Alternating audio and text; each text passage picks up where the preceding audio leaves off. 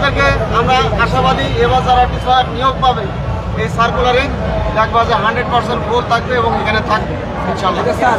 Sir একটু কথা বলি, এই যে শিক্ষার্থীরা বিআইটি বাস্তবায়নের দাবিতে অমরণ অনশনে বসছেন, এই বিষয়ে কি আপনি একত্রতা পোষণ করছেন কিনা? এটা পরে আসেন আপনি, এটা এই বিষয়ে কথা বলতে স্যার শিক্ষকরা কি পারে, গভর্নমেন্ট অফিসার কি পারে, এমনি অবান্তর কোনো ই করবে? অবান্তর কিনা আপনাকে জিজ্ঞেস করছি, একত্রতা পোষণ করছেন কিনা, অবান্তর বলছেন কিনা?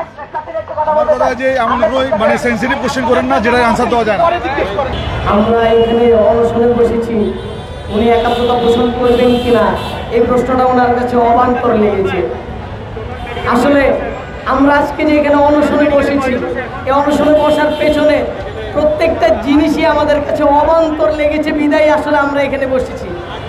আমাদের এই শিক্ষা ব্যবস্থার আমরা পড়ছি বিএসসি, কিন্তু পরি কারিগরি অধিদপ্তরের অধীনে, এটাও অবান্তর।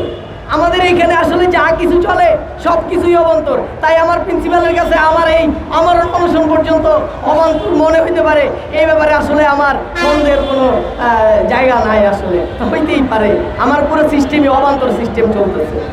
তাদের দিকে তাকাইলে স্যার সত্য কথা আমার মন চাচ্ছে আমার ইঞ্জিনিয়ারিং কলেজকে আমি বোম মেরে উড়াই দিই স্যার। এই কাগজের কারখানা আমি কারিগরি অধিদপ্তরের অধীনে, আর এই কাগজের কারখানা তো দুর্নীতি চালাতে দিতে চাই না স্যার। আসলে মানে ওনারা যেভাবে আসলে মানে আমরা তো টিচারদের কাছ থেকে আসলে এখানে আসার পর কোনো ফান্ড পাইছি কিনা, আমরা নিজেরা ফান্ডিং খরচ করে সব কিছু আমরা নিজেরাই আসছি, ঠিক আছে। তো এটা আসলে আমি প্রিন্সিপাল স্যারের কাছ থেকে আশা করি নাই যে উনি মানে অবান্তর কোশ্চেন এটা আসলে ওনার মুখে সাজায় নেই।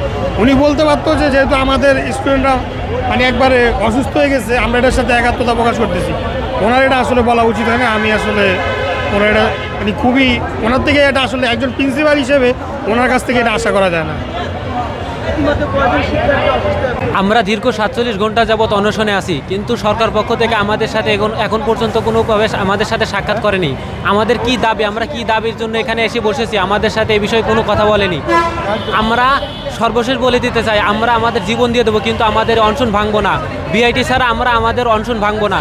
আমাদের দাবি একটাই, বিআইটি দিতে হবে। বিআইটি না দেওয়া পর্যন্ত আমরা এখান থেকে উঠবো না, আমরা অনশন ভাঙবো না। আমাদের ভাইয়ের অনেকে অসুস্থ হয়ে পর্যন্ত হাসপাতালে গেছে এবং অনেক ভাই আবার এখানে এসে আবার অনশনরত অবস্থায় রয়েছে, কিন্তু সরকার পক্ষ থেকে কোনোভাবে আমাদের সাথে যোগাযোগ করা হচ্ছে না। আমরা সর্বশেষ বলতে চাই, আমরা অনশন ভাঙবো না যতক্ষণ না পর্যন্ত আমাদের বিআইটির দাবি মানা হচ্ছে। ধন্যবাদ। গত প্রায় 48 ঘন্টা যাব, অর্থাৎ 2 দিন আগে দুপুর 12টার সময় অনশন শুরু করেছিলাম এবং এখনও কন্টিনিউ করছি।